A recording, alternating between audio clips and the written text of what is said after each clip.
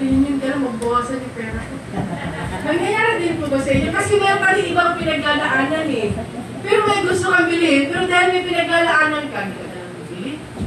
Kaya nangihinayang ka, kaya nga nung kami ni Buda, pumunta kami sa Talay, napakaraming damit na ang ganda gusto mo. Sabi ko na, gusto mo, bumili ka. Isa ko, pag bumili ako, sabi mo, dito ka naman eh. Pili na yung gusto mo. Ito nga, sayang. Alam mo, parang pumunta ka lang doon, pero kulang. So, pag-uwi ko, yung gusto ko lang. Tsaka ka ba manghihinayang? Kasi minsan ganun tayo, kahit may pera ka na, may kakulangan pa rin. Nagsusurvive ka lang ng araw-araw, pero buhay ka, pero parang wala kang saya. Alam niyo po ba yun? Amen. Kung hindi nyo alam yun, baka nakalimutan nyo yun, nararamdaman nyo ganun na. Kasi bakit kulang ka ng saya? Akala mo sa barkada, sa music instrument, sa boyfriend, sa girlfriend, sa mga pag-aasawa, kagaya ng mga topic natin na nakaraan, di ba? Nag-pray ng mga pag-asawa, pag may asawa na, nagreklamo na. Kain kayo na kain, wala tayong bigas.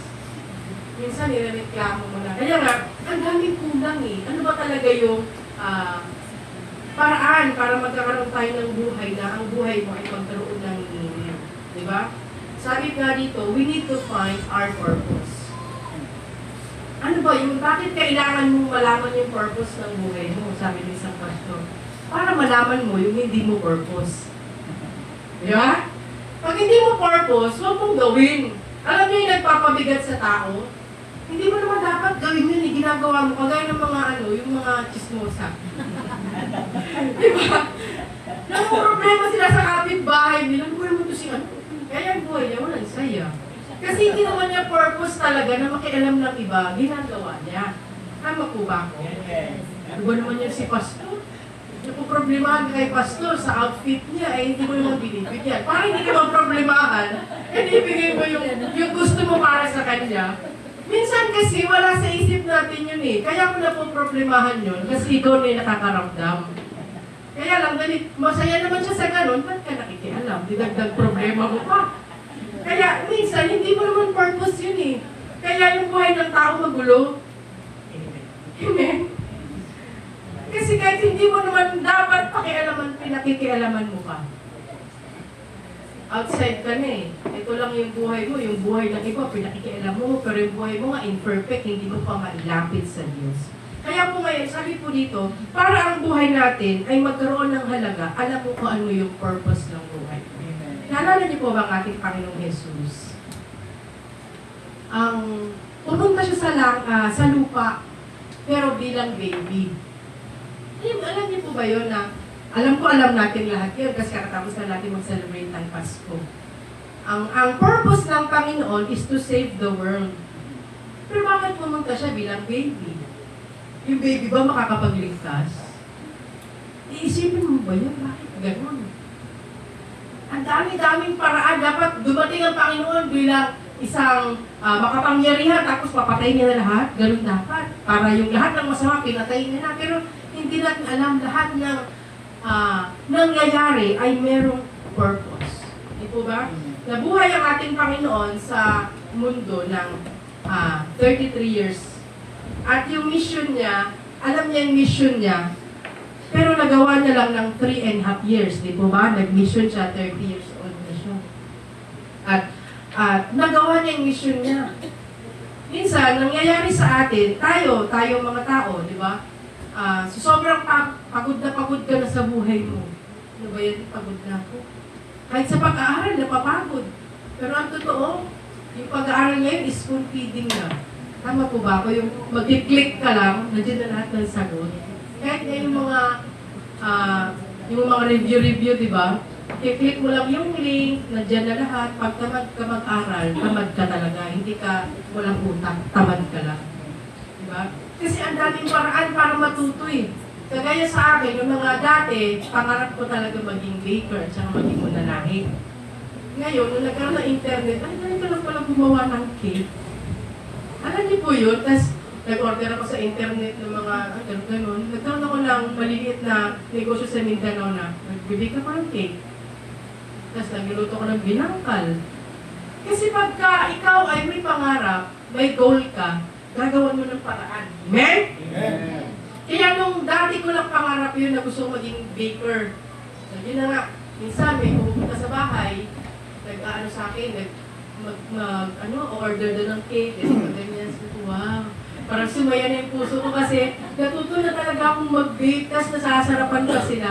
Tapos kumikita pa ako at naglilingkod pa ako sa Diyos. Alam mo yun, yung feel ko, nilalakaran ko yung pangarap ko dahil sa kabutihan ng Diyos. Tapos natuwa ako dahil natuto rin ako magluto ng binangkal. Dahil sa paglilingkod kasi talaga, kailangan mo rin madiskarte. Di ba si Pablo nga, nagtinda ng trapal eh. Pero panahon yun, nag-pray ako, Lord, para madagdagan yung income ko kasi talagang maliit. Gusto ko talaga matuto ng marami. Alam niyo po bang, nakaubos ako ng 3 sako ng harina sa pagninegosyo ko ng binangkal. At nasustain yun yung needs namin, marami pa kami merienda, may pabiling ulam, lahat. Alam niyo, ganun kabuti ang Diyos. Sabi ko nga, ang purpose pala ng buhay ko ay talagang napakarami. Dahil sa paraan nung nagbibig ako ng cake, marami akong nagiging friends na yung na-invite ko tuloy sila, nakakwentuhan, nagsishare ng Word of God. Pati yung binibentahan ko ng pinangkal. Kasi iniikot ko po yun sa barrio eh. Yung mga tindahan, pinakausap ko, dumating ako sa point ng ganon. Nagluto rin ako ng kasama cake. Inikot ko rin yun. At sa biyaya ng Diyos, nakasustain yun sa paglilingkod ko sa lugar na yun. Sa amin, sa pangangailangan namin. Kaya nga sabi ko, pag alam mo pala yung purpose mo, masaya ka. Amen. Amen. Kaya alam niyo po, yung buhay paglilingkod ko sa Mindanao for 14 years na ako doon, hindi ko nasabing, ayoko na maglingkod sa lugar na ito. Hindi ako nakakaganon. Palagi kong gustong bumalik.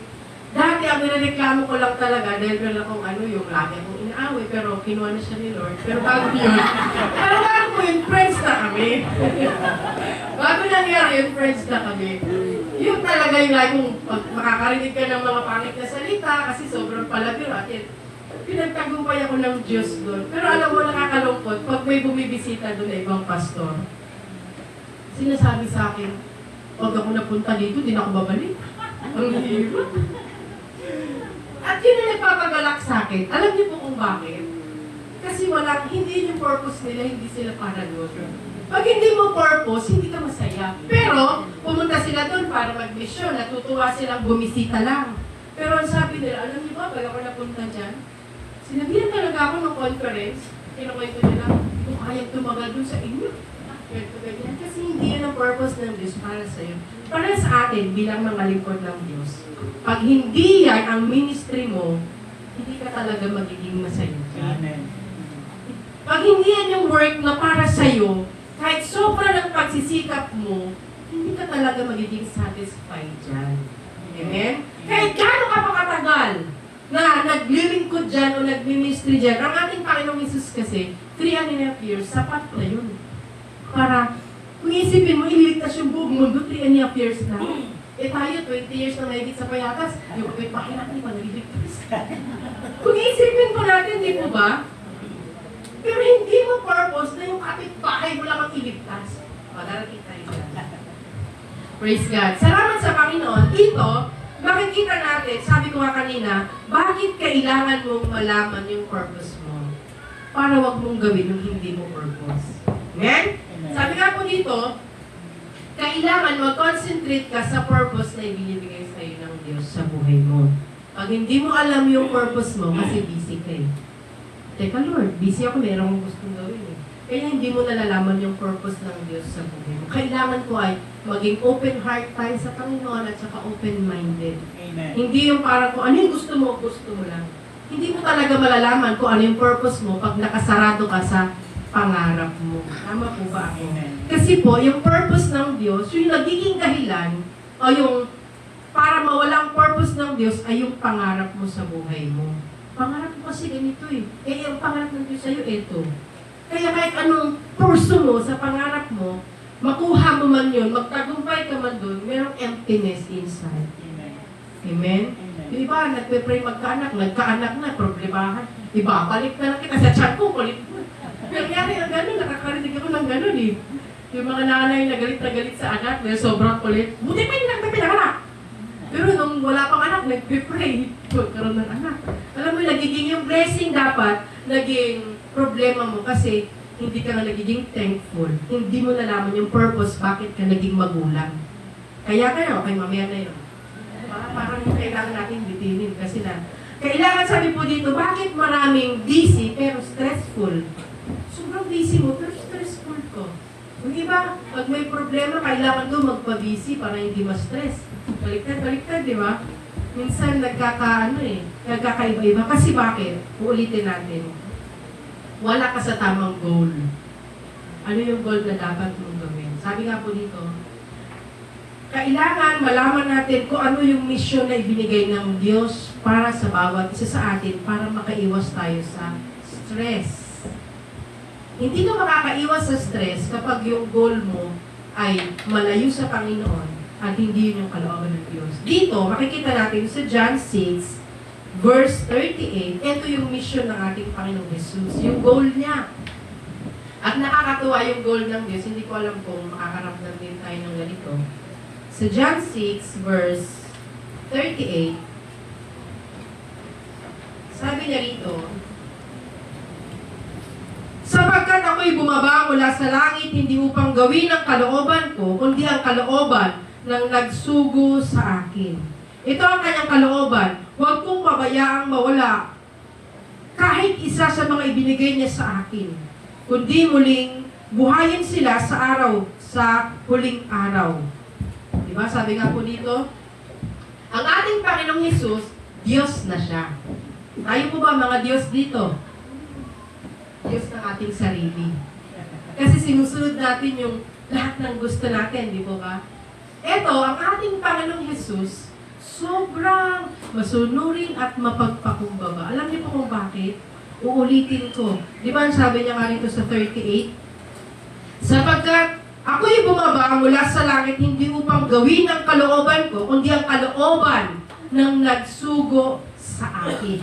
Ito yung isang paraan o isang dahilan kasi meron tayong mga ilang paraan para magkaroon ng meaningful ang buhay natin. Para magkaroon ng dahilan. Diba?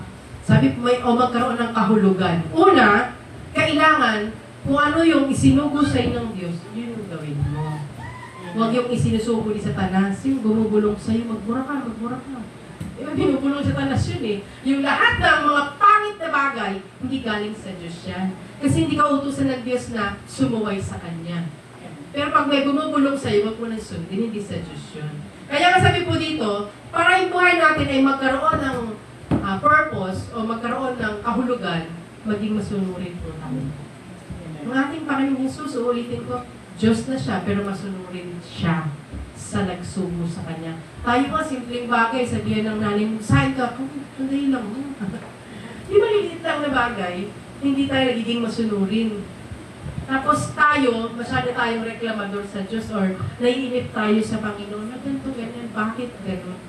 Diba? Alam niyo po, kapag tayo ay masunurin sa Diyos, nagagawa natin, mabibigyan tayo ng Panginoon ng kagalakang hindi sa kagaya ng sanlibutan. Alam niyo po yung sabi ng Panginoon dito, sa John 4:34, mas malupit ko na salita. Yung parang mas matindi ko. Sa John 4, verse 34. Sabi ko dito, sinabi sa kanila ni Jesus, ang pagkain ko ang tuparin ng kalooban ng nagsugo sa akin at ganapin ang ipinagagawa niya. Grabe talaga ang Diyos. Diba? Kasi yung mga alagad, iniimbita siyang kain na. Pero ang sagot niya, hindi, ang pagkain ko talaga, yung tuparin yung kalooban ng nagsugo sa akin. Diba? Yung kahit wala siyang kain, magawa niya lang kung anong pinagagawa ng Diyos sa kanya. Pero tayo hindi pwede, kailangan only rice. Diba? Kaya hindi pwede walang kain, humihina ang katawan ko. Kasi food is life, diba? Food is life, totoo yan. Pero alam nyo, napakabuti ng Diyos. Kaya niyang isakripisyo yung sarili niya para sa iba. Pero tayo hindi, huwag mo ba yun? Papakainin mo na naman yan. Kung minsan tayo nauuna yung mga pangangailangan natin kaysa yung pagsunod sa Diyos. Amen? Ito, ipinapakita ng Panginoong Hesus, inuuna niya yung gusto ng Diyos bago yung gusto niya. Di ba sabi nga dito, huwag mong unahin yung gusto mo. Yung gusto mo lang. Dito ang Panginoon, grabe siya, kahit sa pagkain, napakalalim ng kanyang pagsagot. Diba? Physically, talagang pamakain naman ng ating Panginoon Jesus. Pero dito sinasabi niya, dapat hindi magiging dahilan yung pagkain para hindi tayo makasunod sa Panginoon. Yung kawalan, yung di ako makapaglingkod sa Panginoon kasi walang sweldo pag sumimba. Parang sayang yung payday pag linggo. Minsan may mga taong ganun eh. At kadalasan kung nangyayari sa Mindanao. Mga kapatid natin doon. Minsan pag linggo, present yung iba, iba absent. Kasi meron na mga, ang trabaho kasi doon ay nag-uuma, yung bukid. Diba, minsan yung iba na mapipera, nagpapatanim sila pag linggo. Eh syempre, yung mga kapatid na walang pera, para may pagkain eh. Wala namang sweldo pag magsimba, di mo tatanim muna. May Sunday pa naman nasusunod eh. Yun na lang yung nagiging dahilan nila. Diba? Nakakalimutan nila, nami-miss nila yung salita ng Diyos na dapat para sa kanila. Hindi, sabi ko nga, ipag-pray nyo na mabuti na yung mga magpapatrabaho ay huwag na magpatrabaho ng linggo. Kaya ganun na lang eh. Madalas na ganun. Eh, yung iba kasi na magtatrabaho, so hindi kami pwede ng linggo. Simba kami. Pero yung iba, hindi na tuloy nagpapatanim, pero meron pa rin nagpapatanim o kaya nagpapa-harvest, nagpapa-abono ng linggo. Kaya yung mga tao, ang Diyos naman ay hindi katulad ng tao na agad, yung nanunumbat agad. Ang Diyos natin ay maunawain. Hindi agad pinapatay yung mga masuwayin. Pero di ba sa aklat ng Exodo, nilulunok ng lupa yung mga suwayin eh. Sobrang ayaw ng Diyos yung mga matitigas ang ulo. Salamat sa Diyos kasi nabuhay tayo sa ngayong panahon. Baka kung nabuhay tayo ng unang panahon, lahat tayo nalunok na ng lupa. Kasi puro tayo reklamador, ang dami nating mga dahilan para hindi lang maglingkod o magsimba pag-araw ng linggo. Napakabuti ng Diyos kasi ngayon tayo isinila. Amen? Amen. Naku, kung unang panahon tayo, puro tayo talaga, pati na lang ulam, nireklamo. Pati na lang ilamig ng panahon. Pati init ng panahon. Mas mainit sa impyerno. Kaya may GC kasi kami, may nagsabi, lamig na naman. Nagbiro ako, sige lang. Enjoy yung lamig. Pag na-impyerno kayo, mas mainit. Joke lang ito. Kaya sa ating mga kapatid ko sa Panginoon, sabi po dito, una, para yung buhay natin ay magkaroon ng kabuluhan, ay matuto tayong sumunod. Kung alam mo na yung purpose mo, huwag mo nang patagalin. Diba? Alam mo na na hindi pala yun yung purpose ko. Kailangan gawin ko na kung ano yung mas mahalaga. Sabi nga po dito, mission is more important than emotion. Tama po ba ako? Mas importante talaga ang mission natin kasi ang emotion. Kasi itong ating Panginoong Jesus, Diyos siya, di ba? From the beginning, alam niya na yung mangyayari sa kanya, ibibitay siya sa cross. Pero yung emotion niya ay nilabanan niya para magawa niya yung mission niya. Alam mo yun na kaharap niya yung 12 alagad, alam mo yung isa doon taksil. Pero yung alam mo, hindi naman siya ibig sabihin nagtatanim ng sama ng loob. Tinitiis niya yun. Amen. Pinapatawad niya na agad yung mga taong alam niya, pinagaling na lahat yun, pero alam niya isa doon sa mga yun. O yung mga yung sisigaw ng ipa ako sa cross, alam na ng Diyos yun. Kasi all-knowing God siya eh. Pero, nauuna yung mission kaysa sa emosyon. Pero sa atin, pag sinabi, ikaw mag-speaker ka, lubang magdung. O ikaw sumdi ako, nauuna yung takot mo, emotion yun eh. Nauuna yun. Kaya kailangan po nating paglabanan yung ating mga emotion, ipag-pray natin sa Diyos, kasi isa rin po yung emotion sa nagiging hadlang ng pagsunod sa Diyos. Ano doon? Yung takot. Tama po ba? Yung kaduwagan sa magiging hinaharap mo. Kaya nga, naalala ko tuloy ulit yung pinapunta na ako ni Ate Liz sa Mindanao. Barko ako, nalak na lang mag-isa. Di ko alam kung na-testemo na ako to dito. Habang nasa barko ako, first time ko talagang sumakay ng napakalaking barko na ang sakay parang 3,000 ba yun? Super ferry. Ay, ano pa yun dati? Ano ba yun? Iba pa. Nung sumakay ako ng barko, dumarating sa point pala yung super lakas ng alon at may double deck kasi yun. Nandun kami sa Sa pinakang first floor, second floor, third floor ng barko, di ba? Doon kami sa first floor. At nakikita ko na yung alon ng tubig, pumapalsik na sa kama. Inundin ako sa double deck na sa baba ako. Nagkakahulugan na po yung mga biskwit. Kasi marami gano'n, di ba? Yung mga unang panahon, may mga dalakang biskwit. Nahuhulog na! At nagpipray ako, hindi ako marunong lumangoy. Sabi ko, Lord, mamamatay na ba talaga ako? Hindi ko alam yung kamay yung first time mo sumakay ng barko, tapos mag-isa ka lang, tapos ang lakas-lakas ng alon, yung dadaan daw ng sikinor, sobrang po talaga yung alon, gumakagano'n na yung barko. Eh yung mga iba, parang tuwa-tuwa pang tumitingin, pero ako talaga yung tip-tip, sobrang lakas na ng kapok. Sabi ko nga, Lord, tutulog na lang ako. Pag-ising ko kahit langit, okay na. Yung inisip ko talaga, lulubog na yung barko. Kasi first time ko nga eh. At habang nakikipag-usap ako sa Diyos, sabi ko, at least Lord, sumunod naman ako kay Ate Lot. At least hindi naman ako nagsabi kay Ate Lot, ayoko pumunta doon. Maano lang ako, sige din. Talagang dumating ako sa point ng gano'n, yung nag-pray ako na, Lord, sana kung lumubog ang barko, hindi ko maramdaman yung mamamatay na lang ako.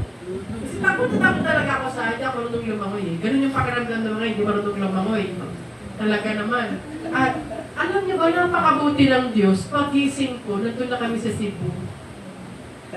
Pinatulog talaga ako ng Panginoon. Ganun kasi kung minsan, di ba, kailangan nating labanan yung ating emotion, yung mga takot, para tayo ay makapagtagumpay. Sa mga, kung hindi niyo pa naranasan yung sumakay na napakalaking barko, yung first time ko po talaga yun. Yun yung prayer ko, at least, sabi ko sa Panginoon, at least, Lord, sumunod ako. Hindi ako pwede ma-impyerno kasi sumunod ako. Yun yung malaking kaisipan ko noon. Akala ko talaga, pagising ko langit na ako. Kasi kailangan lang naman, di mo sunurin ka, amen? Eh, di ba, hindi pa ka nauutosan. Huwag ako anuhin mo, ha? Huwag mo ma-schedule dyan, ha? Hindi ko alam yan, ha? Parang ikaw na yung, alam mo, nararamdaman mo na uutusan, o huwag mo anuhin dyan. Alam mo yun, hindi ka pa nga nauutusan ng Panginoon, tumatanggi ka na. Kaya, hindi niyo matatanggap yung kasunod. Okay. Dito ba, sabi nga dito, nung panahon din ng ating Panginoon Jesus, nangyari sa kanya yung nangyayari din sa mga artista, yung mga unfollow. Pinalo ka kasi, ganda-ganda, maganda-ganda. Bigla kang in-unfollow kasi ang dami mo ng mga nagawang hindi maganda. Si John, chapter 6, verse 66. Marami rin pong, sa pagsunod ng ating Panginoong Jesus, marami rin nung nag-unfollow sa kanya, yung hindi sumunod sa Instagram, diba unang panahon, sa Facebook. Gumanon din sa Panginoon. Dito po sa John chapter 6, verse 66. Mag-start na lang ako sa 60.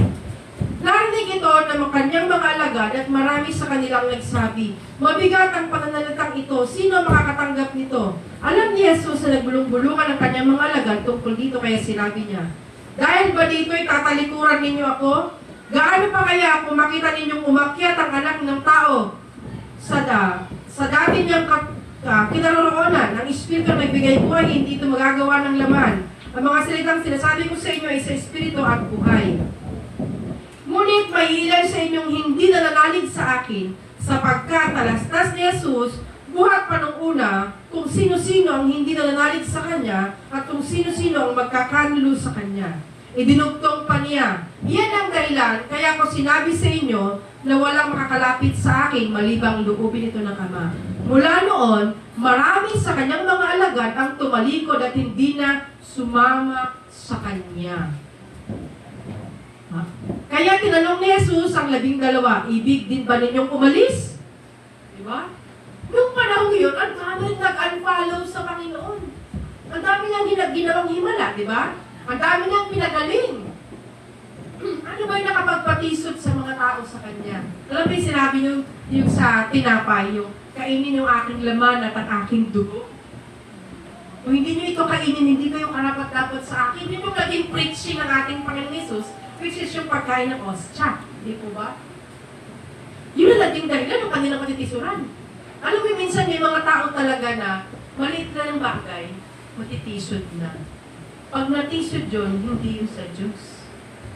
Yung maliit lang na problema, ayaw na magpatuloy. Bro, yung na yan, natisod ako kaya pangit ng ugali. Hindi naman yan tagapagligtas mo, diyan ka tumitingin. Ano sabi ng Hebreo 12:2, looking unto Jesus, the author and finisher of our faith. Kung tumingin ka sa Kanya, imperfect yan. Ang perfect ay ang Diyos. Amen. Pero dito, alam niyo po ba, kinatisuran, Panginoong Jesus. Kaya pag naging Kristiyano po tayo, pag sumunod kayo sa Panginoon, marami na rin mag-unfollow sa'yo. Yung ayaw, kasi mo, hindi, kayo na lang. Kayo na lang magsimba dyan. Alam mo yun, yung dati kainuman mo, hindi ka nakilala kayo. Kaya parang may allergy sa'yo. Hihiwalayan ka na. Kasi yung mga friends mo sa school, pag nalaman kang Christian, yun, corny. Ba yun, parang maraming mag-a-unfriend sa'yo, mag-a-unfollow. Alam mo yung nangyari dito sa Panginoong Jesus? Kaya nga, pati mga alagad niya, sinabi, alis din kayo? Talagang minukaan niyang sinabihan, o sige, yung mga ayaw sa Panginoon, umalis kayo, ma-impyerno naman kayo eh. Hindi kayo malalangit kung matitisod kayo sa maliliit lang na bagay. Diba? Yung ugali niya ganito, kasi hindi lahat ng nasa church perfect. Kaya tayo nasa loob ng simbahan, nagpapabago tayo sa Panginoon. Day by day. Amen? Hindi tayo nagiging perfect. Nagkakasala tayo sa isip, salita at sa gawa. Kaya tayo sumisimba para magpatulong sa Panginoon na baguhin ang ating buhay. Amen? Kaya kung nasa loob ka ng simbahan at natisod ka, ibig sabihin, ganun ka rin. Hindi ka rin perfect. Kailangan hindi tayo matitisod dahil ang kaligtasan natin ay galing sa Panginoong Yesus. Hindi kay pastor, hindi kay sister, hindi kay kung sino pa man. Amen? Kasi sa Panginoong Yesus nangyari yun. Pero yung mga natitisod, hindi niya sinasabi, bumalik kayo. Diba? Gusto pa kanyang tisurin yung 12 alagad eh. Ano kayo? Gusto niyo pa rin mag-unfollow? Sinabihan talaga sila ng Panginoong Yesus. Diba? Sabi nga dito ng Panginoon, ulitin ko pagbasa. Sa verse 67, kaya tinanong ni Jesus ang 12, ibig din ba ninyong umalis? Sumagot sina Pedro, Panginoon, kanino po kami pupunta? Nasa inyo ang mga salitang nagbibigay ng buhay na walang hanggan. Natauhan na si Pedro. Aalis ka sa Panginoon, siya nagbibigay ng langit. Pupunta ka sa nagbibigay ng impyerno. Kaya si Pedro natauhan na. Yung iba kasi, ano lang yun, mga fans. Tama ba ako? Fans lang yun ng Panginoong Jesus, hindi sila follower. Yun po yung kaibahan ng fans at saka ng follower ng Panginoong Jesus. Yung mga fans lang, gaya-gaya lang yun, nakikifollow lang. Pagkatapos unfollow. Di ba yung mga friend, yung mga fans ng Katnil? Ay, buhay pa yung iba eh. Kasi fans nila yun eh. Kahit anong mangyari, may lang magbasa nun eh. Kahit anong mangyari, kahit hiwalay niyo sila, at least magkaroon kayo ng nakaraan nila, masayang nakaraan nila ang Katnil. O, di ba? Yung iba nalungkot, yung iba naging masaya, yung iba naging hater. Ganun din po yung nangyari sa Panginoong Jesus. Kaya nga, dapat malaman mo yung purpose mo. Ano ka ba? Para magkaroon po tayo ng meaningful life, malalaman mo yung purpose mo kung ikaw ba ay follower of Christ o fans ka lang ng Panginoong Jesus. Amen? Kaya nga, kailangan malaman mo kung ano yung purpose mo. Sabi nga po dito, tayo ay sinave ng Diyos to send. Amen? We are saved to send. Naligtas tayo para suguin, utusan. Kaya nga 3.5 years lang ang Panginoon nung sa earth kasi nag-disciple siya. Amen? Dinisciple niya yung 12. At maliban doon, di ba nung umakyat siya sa langit, mayroon pang 100 mahigit ang inutusan niya. O, punta tayo sa Matthew. Ito ay paulit-ulit po natin aalalahanin dahil kung minsan nakakalimutan natin yung totoong purpose. Totoong purpose ng Diyos, bakit tayo iniligtas. Amen? Matthew 28 verse 16 hanggang sa 20. Sabi po dito, ang 11 alagad ay nagpunta sa Galilea, sa bundok, na itinuro sa kanila ni Jesus. Na makita ni Jesus, sila ni Jesus, siya'y sinamba nila, bagamat may ilang nag-alinlangan. Lumapit si Jesus at sinabi sa kanila, ibinigay niya sa akin ang lahat ng kapangyarihan sa langit at sa lupa. Kaya humayo kayo at gawin yung alagad ko ang lahat ng bansa. Bautismo niyo sila sa ngalan ng Ama, ng Anak at ng Espiritu Santo at turuan sumunod sa lahat ng pinag-uutos ko sa inyo. Tandaan nyo, ako'y laging kasama nyo hanggang sa katapusan ng sanlibutan. Praise God. Alam niyo po yun, ito talaga yung purpose ng Diyos sa buhay natin. Hindi ka lang naging Christian para mag-occupy ng chair. Tama po ba ako? Para upo ka lang ng upo dyan. Ang purpose ng Diyos ay, kaya ka naging lingkod ng Diyos, ikaw na lingkod ng Diyos, nakakilala ka sa Panginoon, para yung pagkakilala mo ay ma-share mo rin sa iba. Yun po talaga, yun di ba sabi ka ng Panginoong Hesus to? Ito na, inutusan tayo ng Panginoon, back to basic. Kailangan mag-evangelize tayo. Ngayon, magtatanong ka, paano hindi naman ako pastor, wala akong alam. Pumindot kayo sa Facebook, kahit nga pagtuturo ng sermon, nandoon na sa YouTube eh. Paano gumawa ng sermon? Paano yung topic na ganito? Napakadali na pag gusto mong maglingkod sa Panginoon. Marami ng paraan. Ang tanong lang kung gusto mo ba. Amen? Kaya sabi po dito, wala tayong maidadahilan sa Diyos. Kung sabihin mo, hindi kasi ako marunong. Sino ba si Gideon? Naalala niyo po ba si Gideon? Na topic natin to last year. Si Gideon, sa lahi nila, pinakamahirap, at sa lahi talaga nila, siya yung pinakamahina. Pero pinili siya ng Diyos. Okay, si Moises na lang. Sabi niya rin sa Panginoon, Lord, hindi ako pwede kasi utal siya, di ba? Yung medyo utal magsalita si Moises. Pero ang Diyos, ginawan pa rin ng paraan. Kasi Jeremias ay bata pang naglingkod sa Diyos. At napakarami pa naglingkod sa Diyos, pero God empowered them. Binigyan sila ng Diyos ng kapangyarihan para magawa yun. Mga apostol ba graduate ng Bible College? Wala kayang graduate. Sila ay tinuruan ng Panginoong Hesus vocally. Walang, ito yung notes niya. Walang mga notes ng unang panahon ng ating Panginoong Hesus. Sa atin nga, napakarami na nating notes, pero kailangan na ng ipis at saka ng taga. Kasi hindi natin natutuhan dahil ayaw po natin. Ngayon, ang purpose po ng Diyos sa atin, kaya tayo nakilala, para ma-send. Ngayon, doon lang kung circle na saan ka. Naalala ko si Mami Mars, kilala po natin natin, di ba, yung asawa ng ating pastor, Lolo Pastor Mazaredo. Yung mga anak niya si Pastor Paul, Pastor Joseph, man baby si Grace. Kinukwento niya sa amin na, nung maliliit pa daw, bago lumabas ng bahay, meron silang entrance code. Kailangan everyday, new memory verse. Oh, grabe, no? Okay, bago ka lumabas, ano memory verse mo daw? Kailangan iba-iba. Kada araw, ililista daw ni Mami Marcion para malalaman niya na iba yung memory verse niya ngayon. Hindi ibig sabihin, ikaw kung tawag doon, single mom ka lang o ikaw ay nasa bahay ka lang, ang purpose mo is yung pamilya mo kailangan mong ilapit sa Panginoon. Hindi pa huli ang lahat. Amen? Iti-train. Kaya lang yung mga batang, ba yan? Ay, pahirap na sa school, pahirap pa sa bahay. Reklamador na. Kasi hindi na-train mula nung bata pa. Kaya ngayon, kung ikaw ay housewife lang, huwag mo ilalang yun. Marami kang purpose. Amen. Yung bahay mo, sulatan mo ng Word of God. Pag nandun ka sa bahay, magpatugtog ka ng praise music. O kaya, kung ayaw nilang magsimba, ginagawa ko sa bahay yun eh. Yung magpapatugtog ka ng mga preaching ng mga pastor. Kasi minsan mga kapatid ko, inaalakasan ko talaga.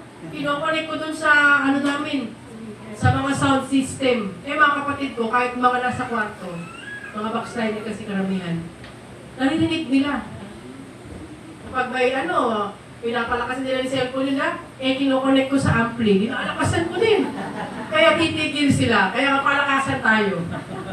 Kailangan magtatagumpay ang salita ng Diyos. Amen. Hindi pwedeng, wala akong alam. Pag-connect ka sa YouTube, paano mo nalaman? Uy, ganito pala ang magbasa ng Bible. Uy, ganito pala yung sabi ng salita ng Diyos. Ang purpose mo, kung housewife ka, turuan mo yung buong pamilya mo. Di ba, ang sabi nga ng Biblia, our first ministry is our family. Unang ministry po natin. Kung hindi mo kaya mag-share sa iba, pamilya mo, sharean mo. Anak mo, ikaw ang boss niyan eh. Di po ba? Ikaw ang boss ng anak mo, hindi pwedeng ikaw ang mag-o-oppose sa anak mo. Kailangan mapapasunod mo ang anak mo. Kasi gayon na, alam niyo po ba yung Panginoong Hesus? Sinunod niya yung kanyang ama. Tayo, hindi naman tayo Panginoong Hesus ang susuwayin natin. Kaya di ba ang ginagaya po natin ay ang ating Panginoong Hesus? Huwag yung gayahin yung tatay niyo kung makulit, ang gayahin niyo ang Panginoong Hesus. Kailangan, kung may mga nakikita tayong hindi maganda sa iba, lagi tayong tumingin sa Panginoon. Siya yung ating tagapagligtas, hindi sila. Amen? Amen. Kaya sa'yo po dito, halimbawa, yun na ngayon, kung housewife ka lang, yun ang gawin mo. Ngayon, busy ko sa school eh.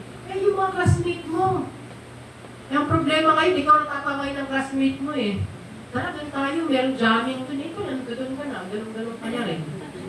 Imbis na ikaw ang mag-share sa kanila, ikaw ang nasharean. Nakalimutan mo na ikaw ay may ministry sa harapan ng Diyos. Kahit saan tayo naroon, sabi nyo, sabi nasa natin sa 28:19, ito ang tandaan nyo, ako'y kasama nyo. Kasama tayo ng Diyos. Kahit saan kayo naroon sa school, pag gusto mo mag-share, mag-pray ka, Lord, gusto ko itong sharean. Bigyan niyo po ako ng talino, di ba? Kagaya nga ng kay Ate Jojo, yung prayer, pag may kapangyarihan ng Panginoon, pag hindi mo alam, ililid ka ng Diyos. Ililid ka ng Panginoon. Kaya kung nasa school ka, hindi dahilan yun na nasa school kasi ako eh. May mga iba nga, di ba? May mga school ministry. Pumunta kayo dun. Marami kayo magiging barkadang Christian din dun. Di ba? Pasukin natin yung school ministry. Yung mga classmate nyo, minsan, di ba? Meron kayong ang tawag dun, may puso na kasi ngayon yung mag-overnight sa school ng classmate. Kasi daw, may ang tawag dun, homework ba yun? Wala kasi sa panahon namin eh.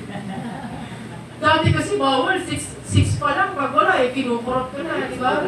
Nari ko, malupit yan. Pag alas 6, wala ka pagkain. Tulog ka ng gutom. Sa dami ba naman namin eh. 8 kami. Pag alas 6 ng gabi, wala ka sa bahay, tutulog ka ng gutom. Kaya dati, pag kumatin ako ng kumain, buti na lang, lagi may merienda dito. Kaya di niya alam, matutulog akong busog. Kasi kala niya ko sa gawain. Di po ba mag-gawain dati? Dito, pag midweek service, natatapos minsan, 6:30, 7 na. Nangyari pa yung sinarado mo ng ilahin ng pinto, makita ko eh. Ganun sa kalupit. Pero ngayon, ma, may overnight, review kami. Yung pala, nag-overnight marathon lang pala. Niloloko na yung mga magulang. Hindi pa alam. Kaya, yung mga kabataan ngayon, hindi naman pumapasa. Kasi overnight, tapos movie marathon lang pala ang nangyari. Mga kapatid sa Panginoon, hindi tayo makakapagsinungaling sa Diyos. Maloloko mo yung magulang mo, yung kapitbahay nyo, pero ang Diyos hindi natin maloloko. Kaya kung sabi doon, ang Diyos ang maghihiganti. Totoo po yan. Nandiyan yan sa Roma chapter 2. Ang Diyos ang maghihiganti sa lahat ng maling gawa natin. Kaya mas ingat po tayo. Kung niloloko natin yung ating mga magulang, ang Diyos ang kakampi niya. Kung niloloko kayo ng magulang nyo, ang Diyos din ang kalaban niya. Kaya nga, kailangan po, alamin natin, di ba, negosyante ka din. Gamitin mo yung pagiging negosyante mo, yung mga sakot mo ay ilapit mo sa Panginoon. Wala kang magiging dahilan para sabihin sa Panginoon niya, Lord, hindi ko kaya. Kung titig ka talaga dali mo na lang sa church yung kasamahan mo. Pero hanggat may tinig ka, wala kang may dadalhin sa Diyos. Amen? Para magkaroon ng purpose ang buhay natin, kailangan maintindihan po natin, hindi tayo naligtas para magbutas ng bangko, kundi para maging follower of Christ at magturo din sa iba. Ibig sabihin po ay, lumalago dapat tayo. Amen? Kung yung dati attendee ka lang, pagka susunod na panahon, song leader ka na, MC ka na, special number ka na, nagpipreach ka na din. Kailangan step by step yun eh. Pero alam nyo, pagka ikaw ay napunta, ang sinusunod mo yung gusto mo, kasi dati talaga, pangarap ko din talaga mag-isong leader. Mag-special number. Dumating talaga ako sa point na ayaw ko tugtugan ng gitarista. Talaga, hindi ka pwede mag-song leader kasi ang Diyos ay Diyos ng kaayusan. Totoo po nangyari sa buhay ko yan. May tumawa, nakalagay. Totoo po yun. Nag-song leader ako ng gitarista. Nangyari po talaga yun. At nung na-schedule din po ang special number, di ko alam kung nakakandaan nila dito yun. Nag-run ako. Ano ba yun? Eh, syempre, gusto ko talaga mag-special number. Hindi ko yung makalimutan. Dito din yun, midweek service. Sige, sabi niya, sige, special number ka na. Alam mo yun, awitan, meron yan lahat. Meron yan lahat. Kung nag-special number na ako, nag-run ako. Kaya talaga ako, run ako yan, I run out. Wala nagpapigil sa akin, kasi gusto ko yun. Pero hindi pala yun talaga ang gusto ng Diyos. Alam mo, may mga signals na, yung mga sign na, hindi ka pa rin nakikinig. Kaya nasisira tuloy gawain. Imbis na hindi naman ikaw kayo preacher kasi gusto mo lang lagi magparinig, gusto mo mag-preach. Hindi naman ganun yun eh. Ang pag-preach ay talagang kaloob ng Diyos. O, kaloob pala ni Lord, hindi mo ka pwedeng i-schedule, pero nakadahilan, hindi. May kanya-kanyang paraan ng pag-preach. Amen? Ginagamit ang pulpito to encourage, hindi para ibagsak. Amen. Amen. Pag ikaw ay nag-preach at yung sinasabi mo ay puro na lang, impiyerno kayong lahat, pero wala nang encouragement, para kanya-kanyang kaloob yan, kagaya ni Jeremias.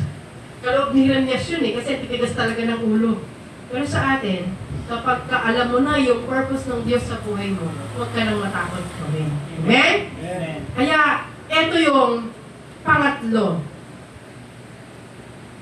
Sabi po dito, sa Matthew 6:33, may reverse naman natin itong lahat. Amen? Magandang bagay. Kapag tayo ay naglilingkod sa Panginoon, at gusto nating maranasan yung purpose ng Diyos sa buhay natin, uulitin natin itong basahin memory verse natin. Yung Matthew 6, verse 33. Sabi po dito, ulit. Ngunit pag sumakita ninyong higit sa lahat ang pagharian kayo ng Diyos at mamuhay ng ayon sa kanyang kalooban at ipagkakaloob niya ang lahat ng kailangan ninyo. Pag na-try nyo ng maglingkod sa Diyos at hindi kayo magbabackslide, yung maglilingkod kayo ng tuloy-tuloy at talagang yung ipinapangako nyo sa Panginoon, Lord, gagawin ko po. Alam nyo yun, yung blessing sumusunod. Amen. Blessings will follow. Ang Diyos ay hindi sinungaling, sabi sa aklat ng Numbers 19. 23:19. Ang Diyos ay hindi sinungaling. Ang sabi niya rito, pag sumakita ninyo higit sa lahat ang pagharian kayo ng Diyos at mamuhay ng ayon sa kanyang kalooban, lahat ng bagay ipagkakaloob. Anong gusto lang ng Panginoon? Pabor pa rin ito sa atin. Yung mamumuhay lang tayong naayon sa kalooban ng Diyos. Yung magpapakabuti kang tao. Kung dati kang adik, hindi ka na adik eh, di ba bro? Kung dati kang magnanakaw, hindi ka magnanakaw. Kung dati kang palamura, hindi ka na magmumura. Ang gusto ng Panginoon is magbago tayo. Amen.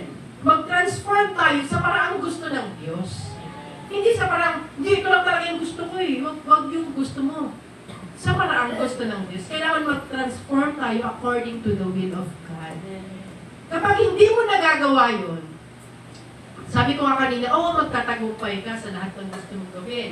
Yayaman ka, lahat yan mangyayari sa buhay mo, pero may kulang, emptiness. Amen. True happiness. At mawawalan ka ng kaligtasan. Mangyayari naman talaga, marami nga kayo, mga unbeliever, di ba? Sobrang yayaman nila, millionaires sila. Pero ang problema nila, paano na lang pag namatay sila? Hindi naman madadala sa kabaho yung kayamanan mo eh. Pag namatay ka, pag-aagawan pa yun. Di ba? Pag millionaire kang namatay, pag mo sabihin, pag namatay ako, ilibing yung kasama ko, yung mga pera ko, alahas ko, lahat yan, mga titulo, hindi. Patay ka na eh. Wala ka ng power doon pag aagawan ng mga natitira sa iyo. Ang nagiging problema yun na mayayaman, napakadami nilang bodyguard. Wala kasi silang pakiramdam na safe sila. Pag mayaman, di ba? Magastos. Bakit? Pupunta sila sa mall sa mga mahal. Kasi pag doon sila sa mga mall na pang mahirap, baka hold upin sila. Wala silang kalinaw sa buhay nila. Peace. Wala kang kapayapaan kahit saan ka magpunta. Pag yung kayamanan na nasa sayo ay hindi galing sa Diyos. Amen? Amen. Kaya nga, tayong mga anak ng Diyos, dapat alam mo kung ano yung task mo. Amen. Kailangan, sumunod tayo sa Panginoon and the blessings will follow us. Amen. Ganun kabuti ang Diyos. Kasi kailangan lang eh. Hindi naman sinabi ng Panginoon na maging hari ka. Kailangan lang maghari ang Diyos sa buhay mo. Kailangan lang yun yung mangyayari po sa atin. Hindi yung, ano ko ba naman? Ito nga gusto ko eh. Huwag mo lang i-insist yung gusto mo. Ang i-insist mo, Lord, ito po ba yung gusto nyo? Ito po ba yung dapat kong gawin? At pag nalaman mo na ang gawin mo, yung blessing, susunod sa iyo, may jackpot ka pang buhay na walang hanggan. Amen? Kaya nga, sabi po dito, ang buhay natin ay magkakaroon meaningless pag wala tayong mission. Wala tayong task, wala tayong purpose, at kung hindi mo alam yung purpose mo. Ulitin ko po, Para malaman mo yung purpose mo. Bakit kailangan mong malaman yung purpose mo? Para wag mong gawin yung hindi mo purpose. Amen. Amen? Sabi ko po dito, ano ba talaga ang purpose mo? Sa paglilingkod sa Panginoon, para maging masaya tayo sa pang-apat, last na po ito, kayo mag-alala. Kailangan, sabi po, di ba, naalala niyo po ba yung sa aklat ng John chapter 6, di tayo lalayo sa dyan eh. Verse 9. Yung nagpakain ng Diyos ng 5,000, hindi ko na yung babasahin kasi mahaba eh. Dito, nung nagpakain ng Diyos ng 5,000, may isang bata dito na, di ba, nakikinig sila sa salita ng Diyos, napakarami nila. Noong unang panahon, hindi kagaya ngayon yung mag-order ka lang, ting-ting, okay, delivery, nandiyan na lahat. Pero sa 5,000 tao, kahit may delivery, magre-reklamo yun, hindi pwede, dapat may length of time kami, di ba? Magre-reklamo yan. Yung mga delivery, kahit na Jollibee, pag Jollibee ka, 1 week yan sila. Para i-prepare nila, ganito ganyan, kasi dami gagawin. Alam niyo ba, yung nagpakain ng Panginoon ng 5,000, hindi niya na kailangan ng food panda. Alam mo yun, may isang bata lang na may 5 tinapay at 2 isla. Alalahanin po natin ito. Bakit nangyari yung ganito? Di ba, pag babasahin po natin yan, sa 6 verse 9, talagang nagreklamo pa yung alagad. Panginoon, ang daming tao, paano natin papakainin mga yan? Eh, magpapauwi natin, gabi na. Wala namang bakery noong unang panahon. Sa unang panahon, nakakatuwa. Mga nanay, marunong gumawa ng tinapay, lahat. Hindi ka pwedeng mag-asawa kung hindi ka marunong gumawa kasi yung unang pagkain nila ay tinapay. Di ba ba? Eh ngayon, yung mga anak, magsahin ka, magsahin yan. Buksan mo na lang yung silid, hindi ka pa marunong. Sa unang panahon, hindi ka pwedeng mag-asawa, hindi ka marunong gumawa ng tinapay, masarap. Eh, paano mangyayari ito? Ang daming tao, paano papakainin? Alam mo yun, sa paglilingkod sa Panginoon, kailangan mo lang palang magbigay. Yung bata, di ba? Basahin ko na nga lang, kasi baka di ba, nakalimutan ko eh. Sa John chapter 6, verse 1 hanggang sa 9. Basahin ko po Pagkatapos nito, tumawid si Jesus sa ibayo ng lawa ng Galilea at tinawag ding lawa ng Tiberias. Sinundan siya na napakaraming tao sapagkat nakita nila ang mga kabalaghang ginawa niya sa pagpapagaling ng mga may sakit. Umahon si Jesus sa burol kasama ang kanyang mga alagad at naupo roon. Malapit na noon ang pesta ng Pasko at mga Hudyo. Tumanaw si Jesus at nakita niyang dumarating ang napakaraming tao. Tinanong niya si Felipe, saan ka? Tinanong niya si Felipe, saan tayo bibili ng tinapay upang makakain ng mga taong ito? Sinabi niya, ito para subukin si Felipe. Sapagkat alam ni Jesus ang kanyang gagawin. Sumagot si Felipe, kahit po ang halagang 200 denaryong tinapay ang bilhin ay hindi sasapat para makakain ang tingkakaunti ang mga tao. Sinabi ng isa sa kanyang mga alagad na si Andres, kapatid ni Simon, mayroon po nitong isang batang lalaki na may dalang 5 tinapay na may sibada at 2 isda. Ngunit, gaano ito sa ganyang karaming tao? Talaga naman, di ba? Alam na natin lahat po, sa hindi nakakalam ng istoryang ito, baka hindi ito Kristiyano. Kasi kahit di ba sa TV, Superbook, pinapanood yan, yung mga himala ng Diyos. Makikita natin, di ba? Tinanong ng Panginoon si Felipe para subukin. Wala, kunwari nagkalala ang Diyos. Ano ba gawin natin para mapakain itong mga to? Saan tayo bibili? Kahit 200 dinar, hindi yung kasya. Hindi rin alam. Pero hindi niya alam, sinusubok siya ng Diyos. At yung isa, meron po ako dito, may pag-asa na. 5 tinapay, 2 isda for 5,000 people. Minsan kasi hindi natin nakikita yung kahalagahan ng konti. Amen. Amen? Tumitingin tayo sa, kailangan, maging agad ako. Kailangan magsisimula tayo sa maliit para dumami. Alam niyo po, dito makikita natin, kung iisipin niyo, bata lang kaya ang may baon dito. Siyempre, iba, pupunta sila sa fiesta, di ba? Magbabaon yun. Kaya lang iisa lang ang giver. Sa dami nila, di ba? Kung minsan may nangyayaring ganun, isa lang ang nagsasakripisyo. alam niyo po, pag nagsakripisyo ka, makikita mo yung milagro ng Diyos. Amen. Pag ikaw ay nagsakripisyo para sa Panginoon, makikita mo yung sobrang biyaya ng Panginoon. Amen. Alam natin yung nangyari. At sumobra pa ng 12 na bako, na 12 basket. At yun, siguro sa bata, baon mo to. Pinakamarami siguro sa bata kasi siya ang nagbigay. Alam mo yun na kapag ikaw ay sumunod sa Diyos, pag alam mo na yung purpose mo, kasama bulsa doon. Pag ikaw ay madamot, pag ikaw ay kuripot, hindi mo mararanasan yung nangyari sa batang ito. Alam mo yun na, pwede naman sabihin niya na, ay akin lang ito kasi magugutom ako eh. Ano yung karakter ng bata, palakain, di ba? Pero bata pa ang giver. Minsan yung mga bagong Kristiyano pa nakakaunawa. Yung matagal ng Kristiyano, question, saan ang galing? Ba't ganyan? Nakakalungkot. Matagal ka ng Christian, yung hindi mo dapat kinukwenta mo pa, wala ka ng karapatan doon. Di ba? Kaya mga kapatid ko sa Panginoon, maging tulad tayo ng bata. Alam mo yung pure yung heart niyang magbigay. Siguro nag-uusap yung Panginoong Yesus, si Felipe, at ang Panginoong Yesus, siguro nagsasabi, siyempre, tanong ang Panginoon, di ba? Siguro yung bata nakikinig. Na-burden siguro siya. Tayo alam na natin yung pangangailangan. Matikas sa puso ko. Minsan, akin lang to. May ugali tayong kanya-kanya. Akin-akin lang. Alam mo yung batang ito, nakaka-bless.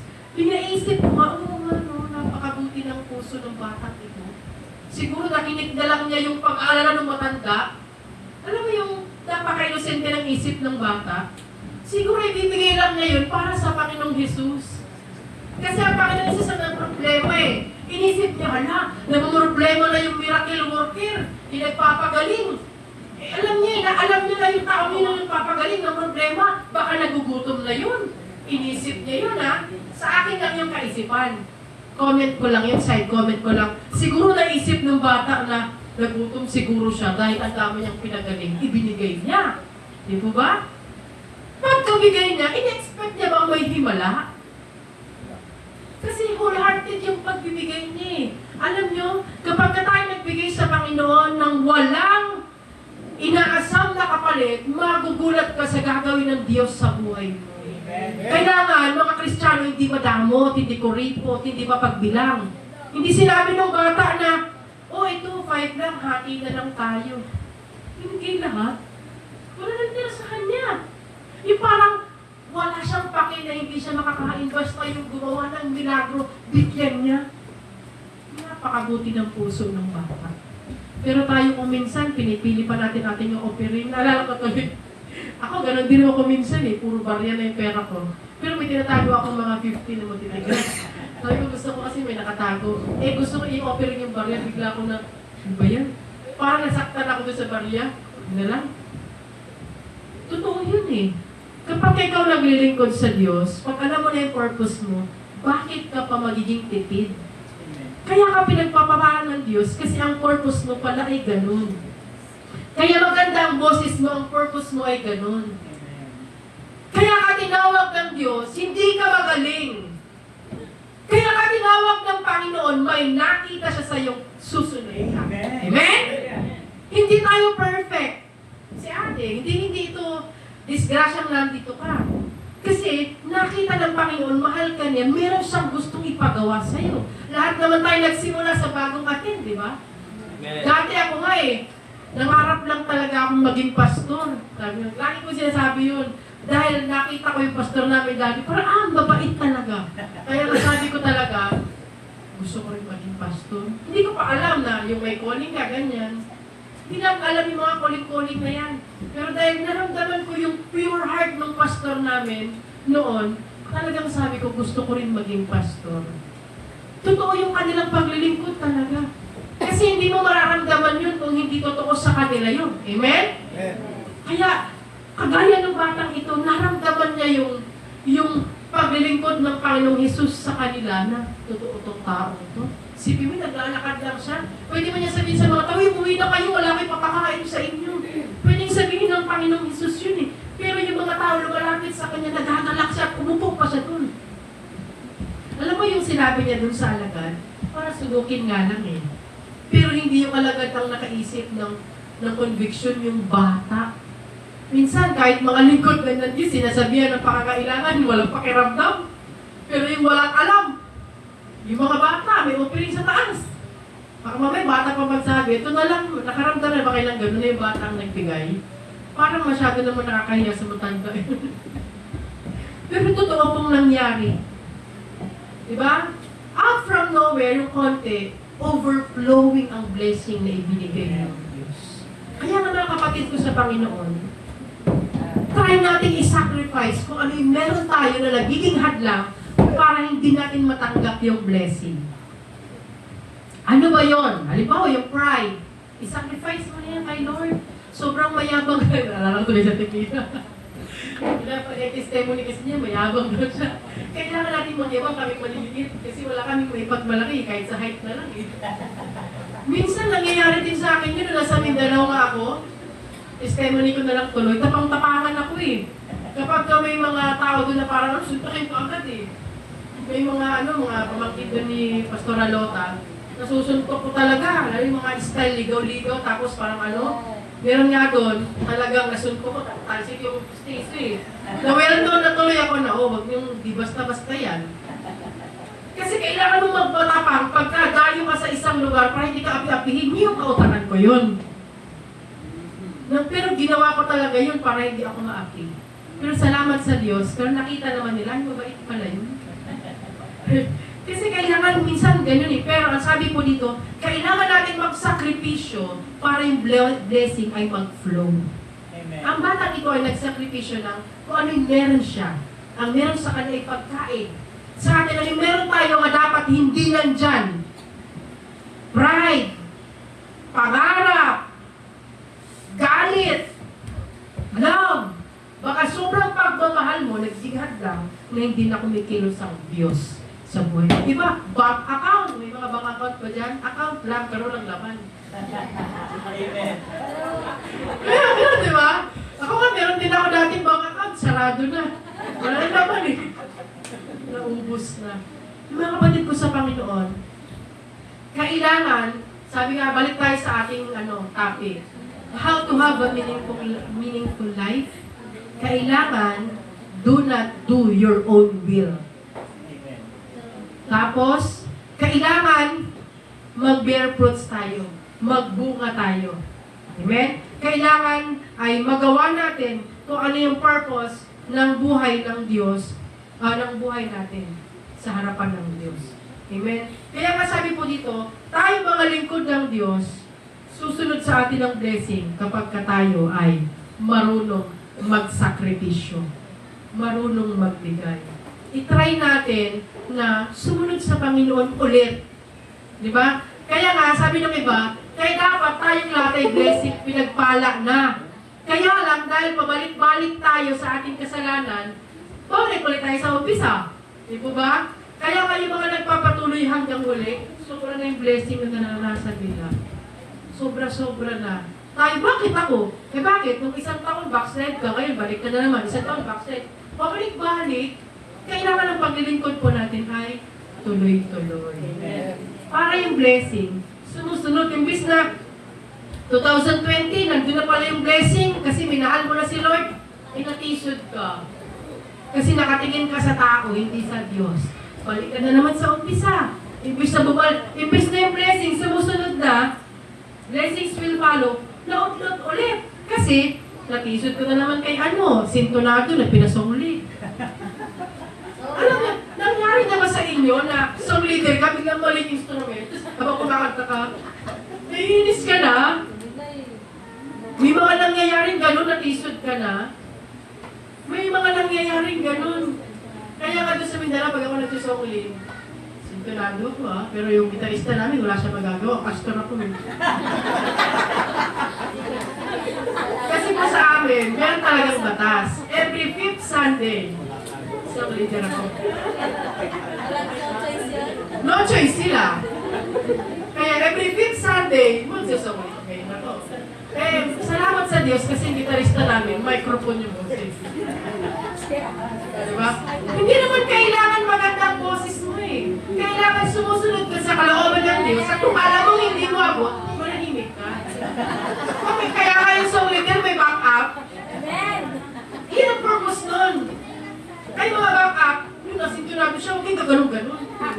niyo yun.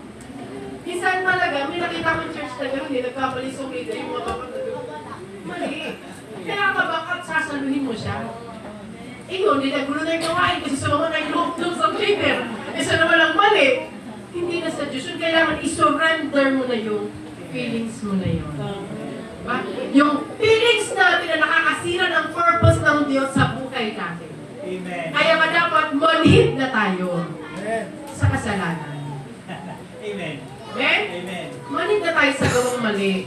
Kaya nga alam nyo, sabi po dito, kailangan matuto tayong mag-sacrifice. I-overcome natin yung mga maling gawa natin. Sabi nga po dito, if you overcome all your wrong deeds, blessings will flow. Blessings will follow you. Mga kapatid ko sa Panginoon, napakabuti ng Diyos. Amen. Talagang gusto nyo ng meaningful life, gusto nyo ng masayang buhay, number one pa lang, huwag na tayong mahirapan dyan. Do not do your will. Huwag mong gawin ang gusto. Maging masunurin ka sa Panginoon. Just like Jesus. Uulitin po natin ha, ang Panginoong Jesus, ang ating Savior. Kung may nakita kang mali sa isa, tumutok ka lang sa Panginoong Jesus. Kanya-kanya po tayo ng paligtasan. Kailangan magpapatuloy tayo. Anong klaseng hams yan, hakbangan mo lang para hindi tayo hihinto. Amen? Amen. At salamat sa Diyos. Kaya sinabi ko kanina, muli, magpaturo tayo sa Panginoon. Ano yung dapat natin gawin? Hindi ko alam kung, ano ba yung kanta? Yung kanta na ano ba? May sinunod akong kanta kagabi, hindi ko alam kung na ano ba yun. Meron ako na gusto dun sa lyrics na ipapractice ng mga taga-kanta yun na hindi ako.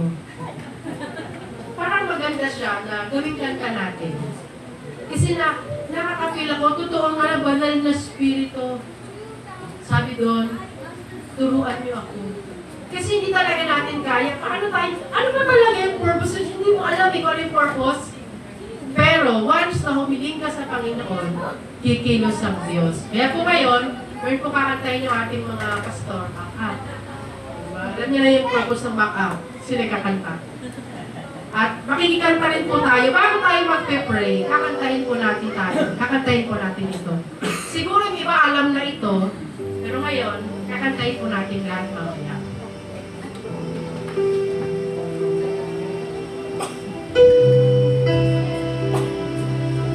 Hallelujah. Tayo pong lahat.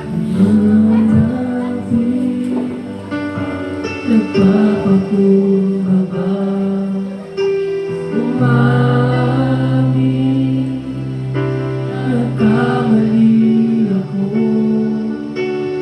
nagnanais Hallelujah.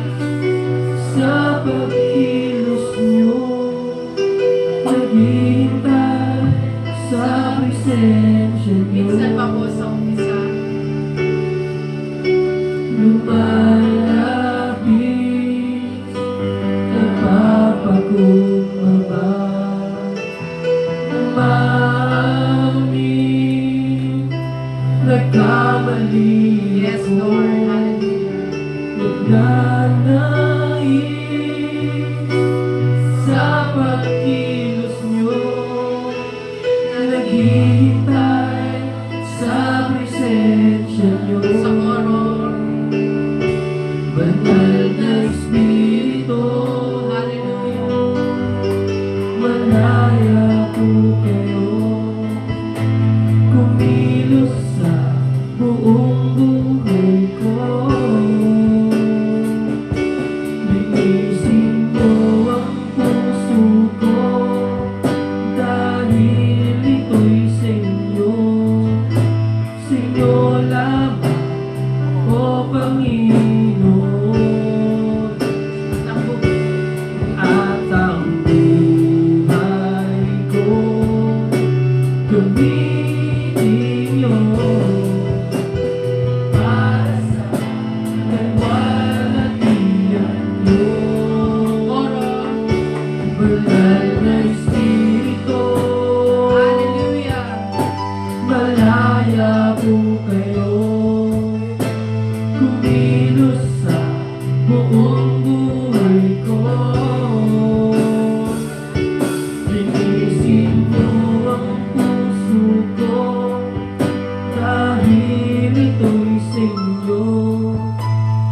Sinyo lamang, O Panginoon. Sige po tayong lahat sa umpisa.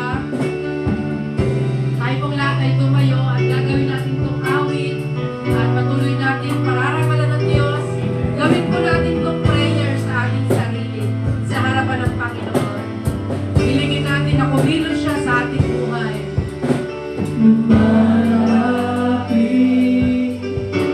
nagpapakumbaba, umamin, nagkamali ako, nagnanais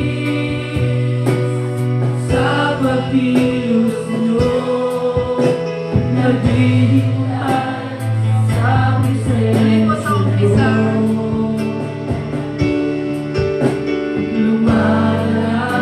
lumalapit, nagpapakumbaba,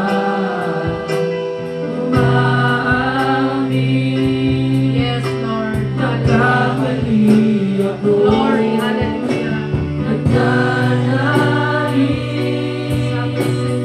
sa pagkilos nyo, naghihintay sa presensya nyo. Banal na Espiritu, hiling po natin. Banal na Espiritu, Yes, Lord. Hallelujah. malaya po kayo, kumilos sa buong buhay ko. Yes, Lord. Linisin nyo ang puso ko, dahil ito'y sa inyo. Sa inyo lamang, O Panginoon. Hallelujah. Hallelujah. Banal na Espiritu, malaya po kayo, kumilos sa buong buhay ko. Linisin nyo ang puso ko, dahil ito'y sa inyo. Sa inyo lamang, O Panginoon. At ang buhay ko, gamitin nyo para sa kalwalhatian ko. Banal na Espiritu, malaya po kayo, kumilos sa buong buhay ko. Linisin nyo ang Hallelujah. dahil ito'y sa inyo. Sa inyo lamang, O Panginoon, at ang buhay ko, gamitin nyo para sa kaluwalhatian ko. Espiritu, banal na Espiritu, malaya po kayo, kumilos sa buong buhay ko. Linisin nyo ang puso ko, dahil ito'y sa inyo. Sa inyo lamang, O Panginoon. Hallelujah.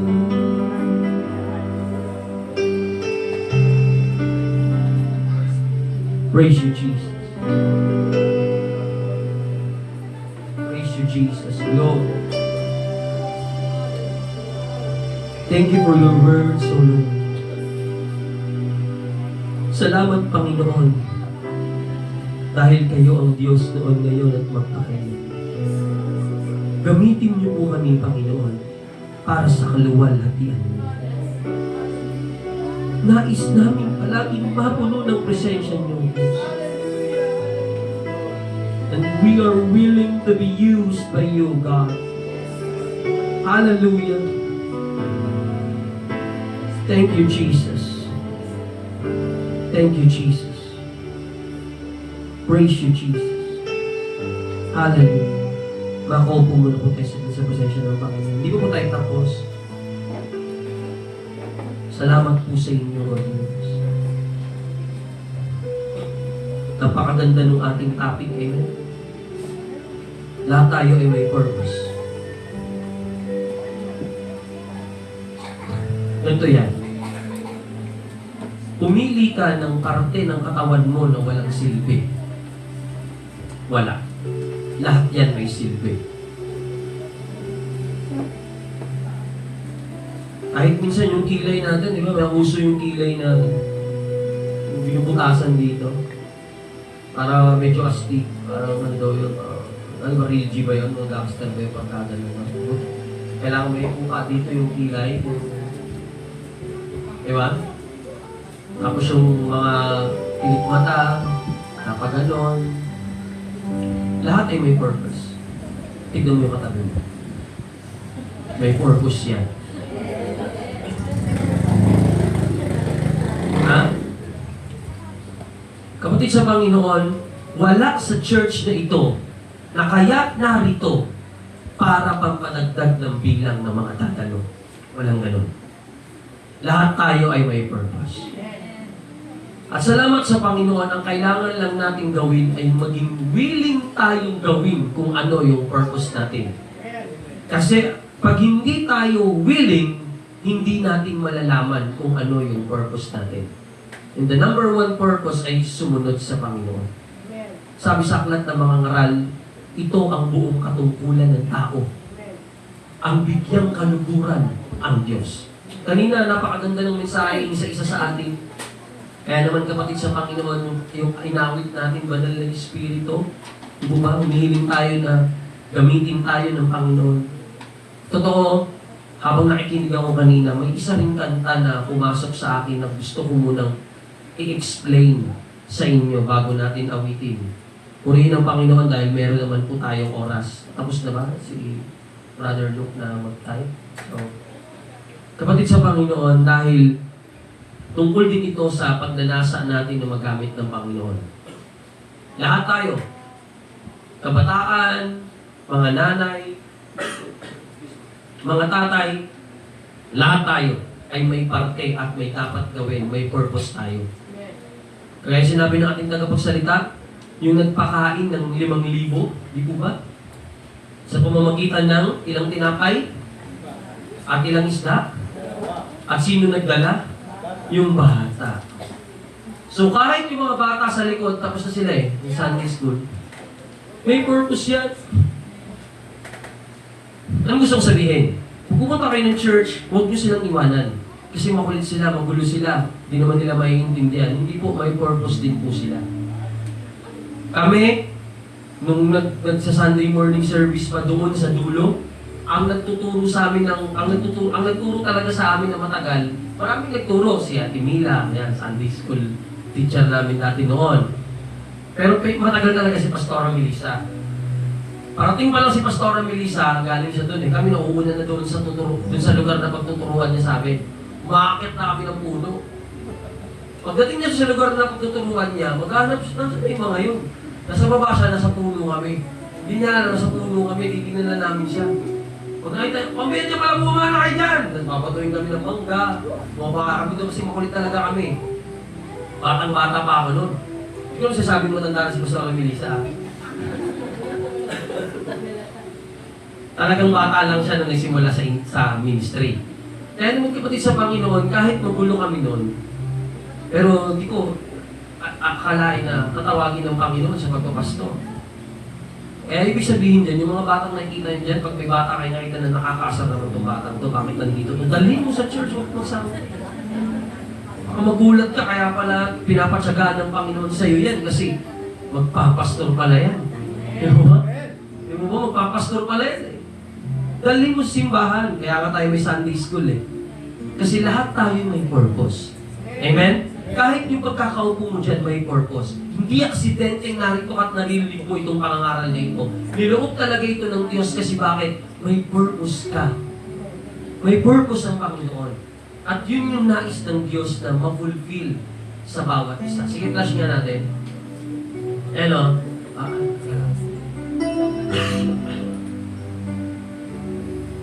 Explain ko lang. What can I give?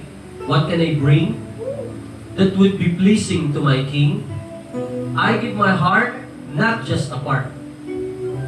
Isa sa purpose natin is to give our heart, not just a part. Buo sa Panginoon. Sunod, I'm lifting up my everything. Next, well, it's all I have to give. Well, it's all I have. It's all I have to offer. It's all I have to give. Sunod, use me today. I know you can. Yung kumupus niyan ay si Don Moen. Ang gusto niyang iparating, pwede ka talaga magamit ng Panginoon. Kaya talagang gamitin ng Panginoon basta willing ka. Lord, I surrender to your plan. Basta sumuko tayo doon sa kung ano yung plano ng Panginoon. Next. Next. Okay. You made this heart. You made these hands. So sige nga po, taas nyo nga po yung kamay. Ayan, no? I have two hands, one heart. Yung chorus natin. Two hands, one heart. One life to offer you. Yeah? Two hands, one heart. That is what I give to you. Amen? Kailangan maging totoo sa atin yan. So, awitin lang natin ng isang beses at maging totoo sa atin ito, mga kapatid sa Panginoon. Dati sa Panginoon, sabi dyan, what can I give? What can I give?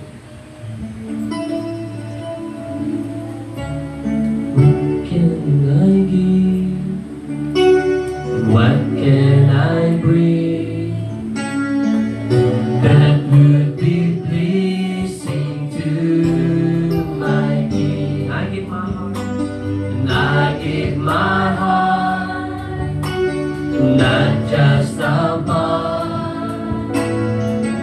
I'm lifting up my everything. Use me today, and use me today. I know you can. I know you can. Lord, I surrender. Lord, I surrender to your plan. And you made this heart, you made this hands, you made this hand. Take me and use me as I am. It's all I have. And it's all I have to offer. And it's all I have to give. And it's all I have to give. I have two hands. I have two hands. One heart. And one heart. One life. One life to offer you. I have two hands and one heart. That's why I give to you. Refrain yan, yung refrain. Little becomes a lot when it's in your hand. Ito yung sinasabi ni Pastor Melissa kanina. Nagdala yung bata nung 2 isda at 5 tinapay. Yung munti na yon naging marami. Kasi bakit? Nilagay niya sa kamay ng Panginoon. Anong meron ka ngayon? Gusto mong dumami? Ilagay mo sa kamay ng Panginoon. Yung talent, yung oras, kung anong meron ka, ilagay mo sa kamay ng Panginoon. Little becomes a lot when it's in your hand. Sunod, take me and make me more like you. Next, well, it may not seem like much, but with the Master's touch, I know that I'll be more like you. Little become.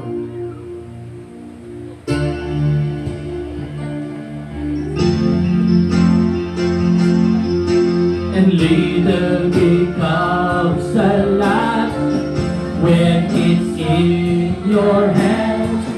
Take me and make me more like you. Well, it may not seem like much, but with the Master's touch, I know that I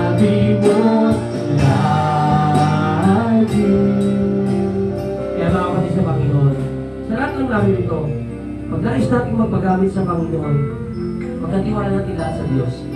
Ibigay natin sa Panginoon. May purpose ka. Hindi lang para pang puno ng simbahan, kundi may purpose ka para sa ikalalago ng gawain ng Panginoon. Kaya lahat tayo magpatuloy, lahat tayo maging willing na magpagamit sa Diyos. Amen? Palakpakan natin ang Diyos na buhay. Hallelujah! Yan, salamat po sa Panginoon. At ngayon po tayo po dadako sa parte ng gawain ng Panginoon na kung saan tayo po ay tatanggap ng simbolo ng katawan at ng dugo ng Panginoong Hesus dahil ngayon po ay First Sunday.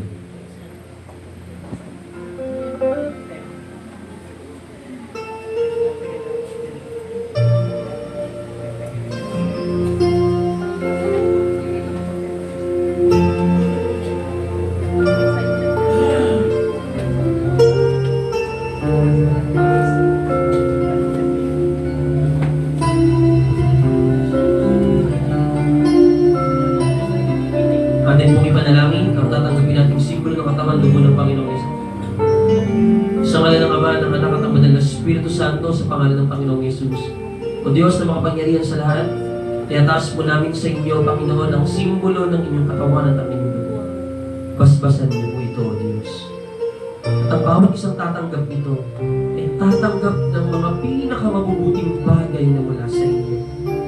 Sapagkat kayo ang Diyos na nagbigay ng buhay para kami maligtas. Salamat po sa inyo, Ama, sa pangalan ng Panginoong Hesus. Amen. Ama, Ibo.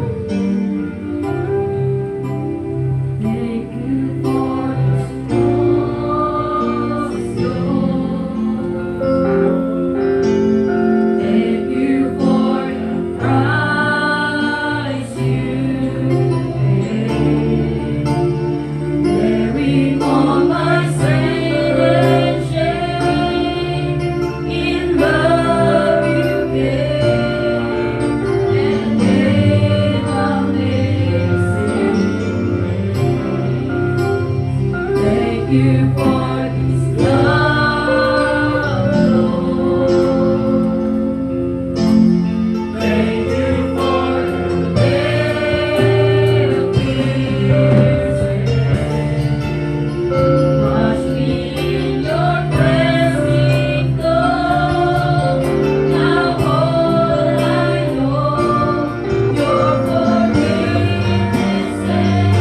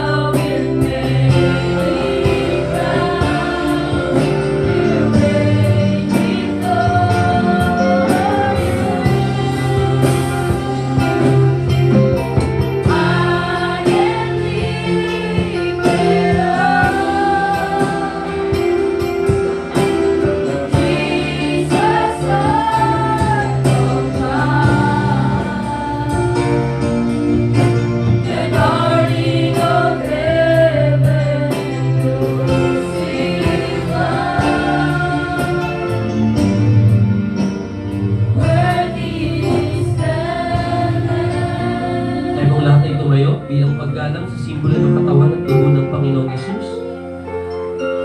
Unang Korinto 11:77. Ang sino mang kumakain ng tinapay at umiinom sa kopa ng Panginoon sa paraang di nararapat ay nagkakasala sa katawan at dugo ng Panginoon. 28. Kaya dapat siya sa atin ng tao ang kanyang sarili bago siya kumain ng tinapay at uminom sa kopa. Kaya naman tayo po'y sigilit na yumuko at tayo pumikit, tayo magpasiyasat sa Panginoon. Hayaan po natin ngayong umaga na ito, ihingi natin ang tawad sa Diyos ang lahat ng ating mga nagawang kasalanan at lubusan itong kaligtan sapagkat yun ang dahilan ng kamatayan ng Panginoong Hesus. At ating i-appreciate ang pag-ibig ng Panginoon sa atin.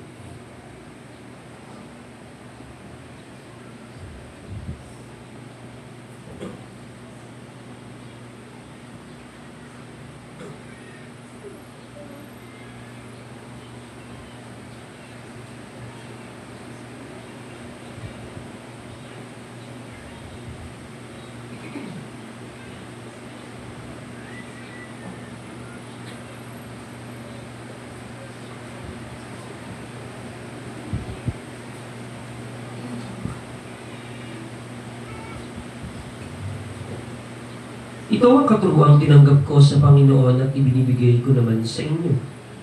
Nung gabing siya'y pagkanon, ang Panginoong Hesus ay dumambot ng tinapay.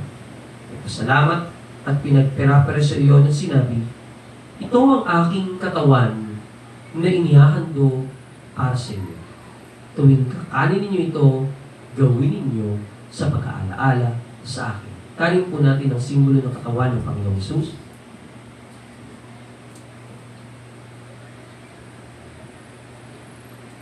Matapos maghapunan, lumambot din siya ng kopa at sinabi, ang kopang ito ay ang bagong tipan na pinagtibay sa pamamagitan ng aking dugo. Tuwing iinumin ninyo ito, gawin ninyo sa pag-aalaala sa akin. Inumin po natin ang simbolo ng dugo ng Panginoon Jesus. Tayo po'y magpuri sa Panginoon. Then sings my soul. Hallelujah. Then sings my soul, my Savior God, to thee. O great thou art. Praise you, Jesus. You are great, O Lord. You are great, O God. How great thou art. And sing my soul. And sing my soul. My Savior God, to thee. Great thou art. Great thou art.